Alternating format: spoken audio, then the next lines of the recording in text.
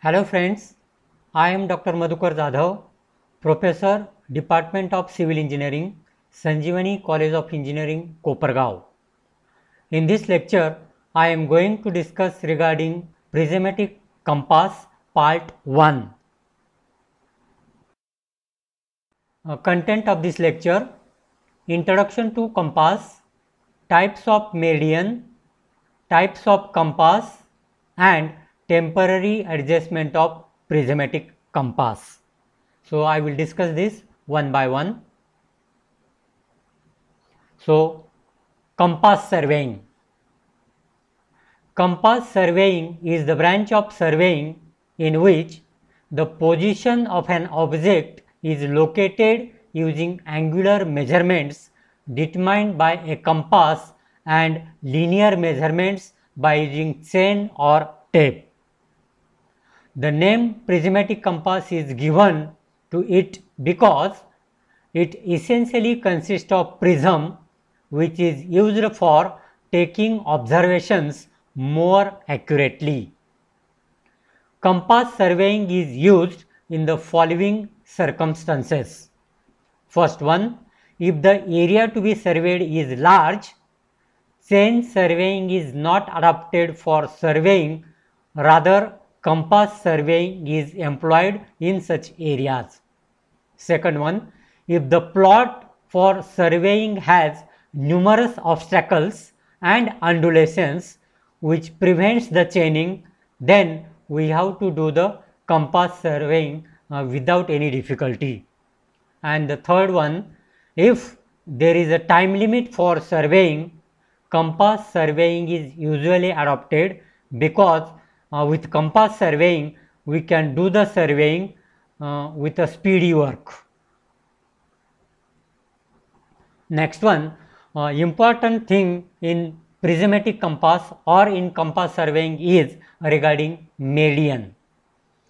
Meridian is nothing but it is reference line with respect to which the horizontal angles of survey lines are measured.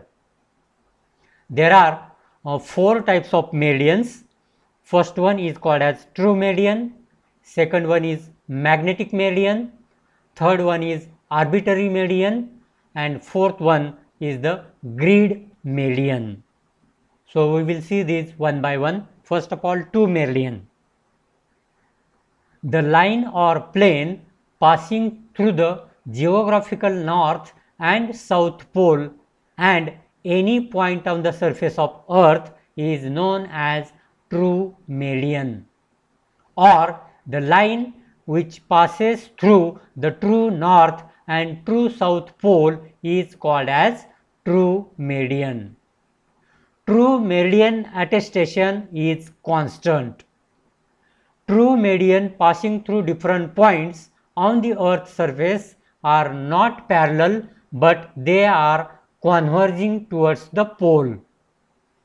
The horizontal angle between true meridian and a line is known as true bearing of a line, and it is also known as azimuth of a line. Next one, magnetic meridian. It is the direction indicated by freely suspended and properly balanced magnetic needle unaffected by local attractive forces.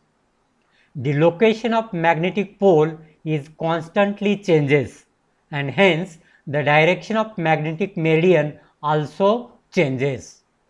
The horizontal angle between the magnetic meridian and a line is known as magnetic bearing or simply bearing of a line. Then the third meridian is grid meridian.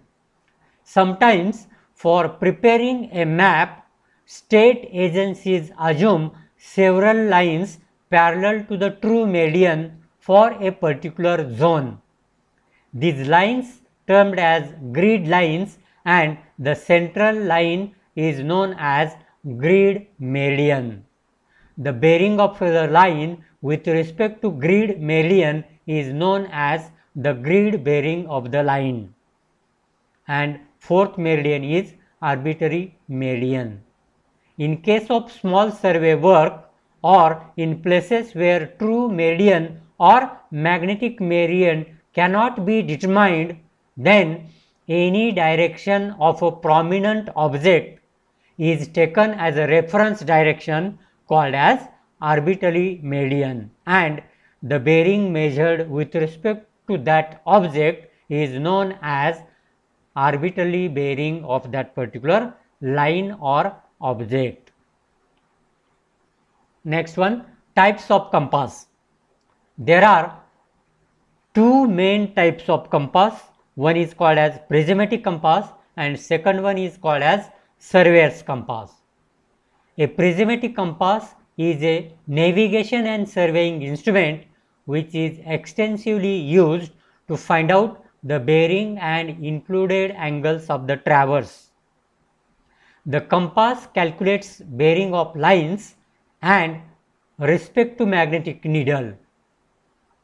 In compass, the readings or bearings are measured with the help of a prism. The compass calculates the bearing in whole circle bearing system, which determines the angle which the survey line makes with the magnetic north in clockwise direction.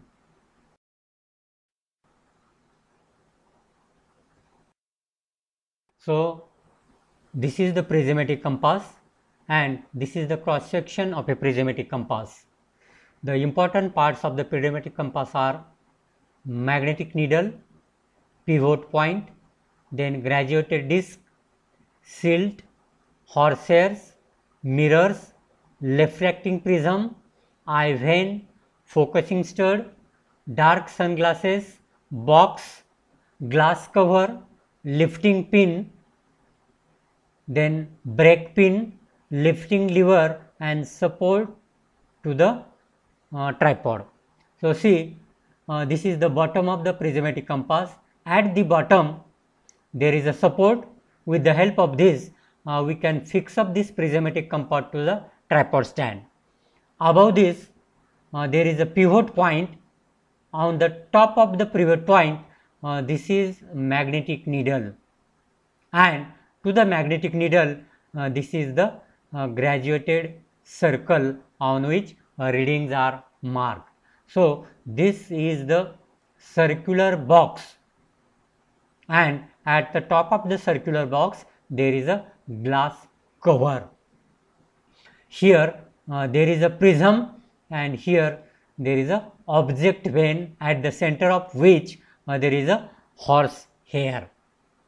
So, while taking the reading we have to observe through this slit and we have to bring the object in line with this horsehair, or we can say thread which is fixed over there, and then by seeing through this prism hole we can read the reading of that particular bearing on this dial, or we can say graduated disc. Next, magnetic needle and graduated rings are the important parts of prismatic compass. Magnetic needle is made up of magnetized iron bars. Magnetic needle is attached to a graduated aluminum ring, and the ring is graduated from 0 to 360 degree clockwise, and the graduations being from the south end of the needle. Thus, 0 is marked at south, 90 is marked at west, 180 is marked at north, and 270 is marked at east. The degrees are divided into half degrees and the graduations are marked in the inverted fashion, so that while observing the reading to the prism they will be get a proper reading. Next one, temporary adjustment of prismatic compass. So, when we want to take the readings with prismatic compass we have to do this temporary adjustment, and after this temporary adjustment the prismatic compass is ready for taking the bearings of the different survey lines. So, first one, fixing the compass to the tripod stand. In the compass, the box of prismatic compass is fixed to a spindle of a ball and socket arrangement. So, with the help of this ball and socket arrangement, we can fix up the prismatic compass on the tripod stand. Then, centering of the compass. The prismatic compass is centered over a survey station correctly by means of plumb bob or by dropping a pebble from the center of the instrument. Then, leveling of the prismatic compass. Leveling is important as far as prismatic compass readings are concerned. The compass is quickly leveled by ball and socket arrangement and by eye judgment, so that the dial ring should not get attached to the glass cover. It should be leveled in such a way that dial moves freely and does not touch to the rim of the bob. Next one, sighting the object. The object is sighted with the help of eye vane and object vane in the compass.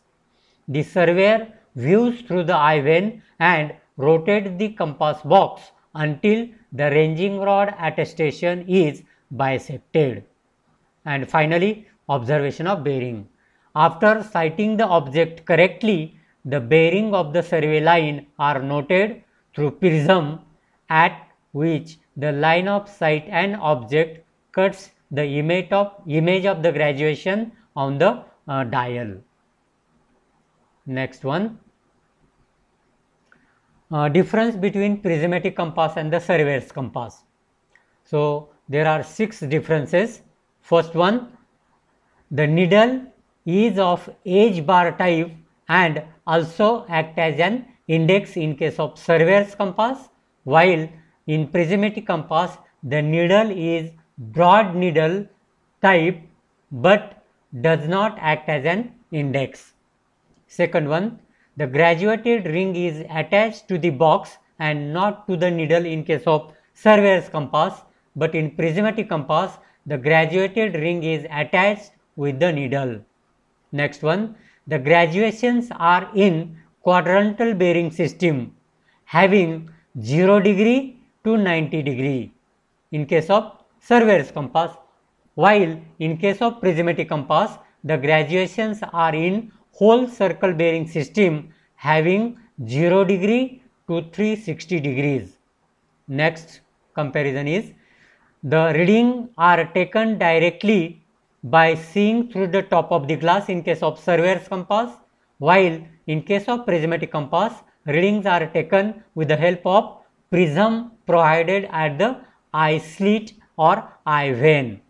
Next one, sighting and reading cannot be done simultaneously from one position of the observer in case of surveyor's compass, while sighting and reading can be done simultaneously from one position of the observer in case of prismatic compass. And the last difference is, the instrument cannot be used without stand. Surveyor's compass cannot be used without stand, while prismatic compass can be used with stand or without stand. So, this is all about the introductory part of the prismatic compass. Thank you.